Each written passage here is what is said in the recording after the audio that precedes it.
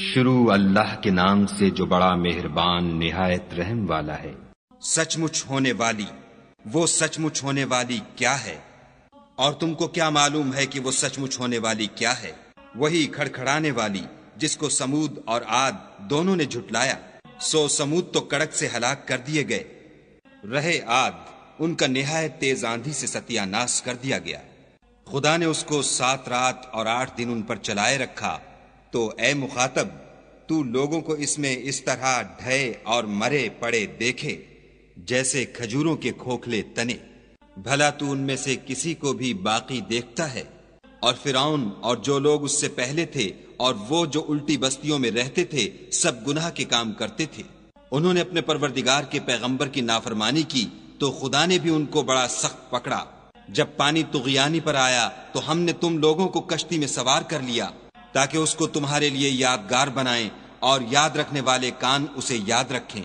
تو جب سور میں ایک بار پھونک مار دی جائے گی اور زمین اور پہاڑ دونوں اٹھا لیے جائیں گے، پھر ایک بارگی توڑ پھوڑ کر برابر کر دیے جائیں گے، تو اس روز ہو پڑنے والی یعنی قیامت ہو پڑے گی، اور آسمان پھٹ جائے گا تو وہ اس دن کمزور ہوگا، اور فرشتے اس کے کناروں پر اتر آئیں گے، اور تمہارے پروردگار کے عرش کو اس روز 8 فرشتے اٹھائے ہوں گے۔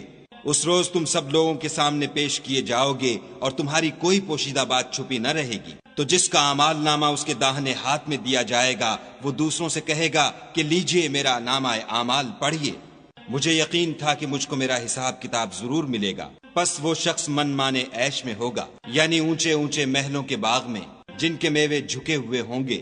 جو عمل تم ایام گزشتہ میں آگے بھیج چکے ہو اس کے صلے میں مزے سے کھاؤ اور پیو۔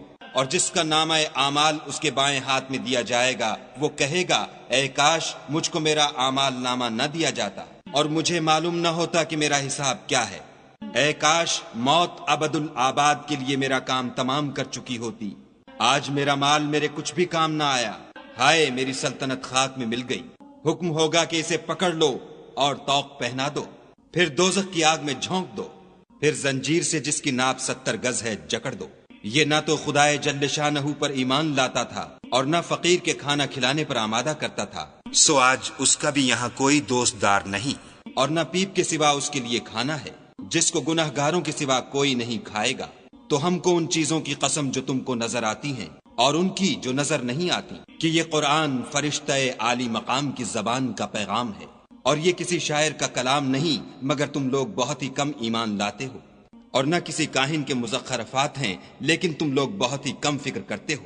یہ تو پروردگار عالم کا اتارا ہوا ہے۔ اگر یہ پیغمبر ہماری نسبت کوئی بات جھوٹ بنا لاتے تو ہم ان کا داہنا ہاتھ پکڑ لیتے، پھر ان کی رگے گردن کاٹ ڈالتے، پھر تم میں سے کوئی ہمیں اس سے روکنے والا نہ ہوتا۔ اور یہ کتاب تو پرہیزگاروں کے لیے نصیحت ہے، اور ہم جانتے ہیں کہ تم میں سے بعض اس کو جھٹلانے والے ہیں، نیز یہ کافروں کے لیے موجب حسرت ہے، اور کچھ شک نہیں کہ یہ برحق قابل یقین ہے۔ سو تم اپنے پروردگار عز و جل کے نام کی تنزیہ کرتے رہو۔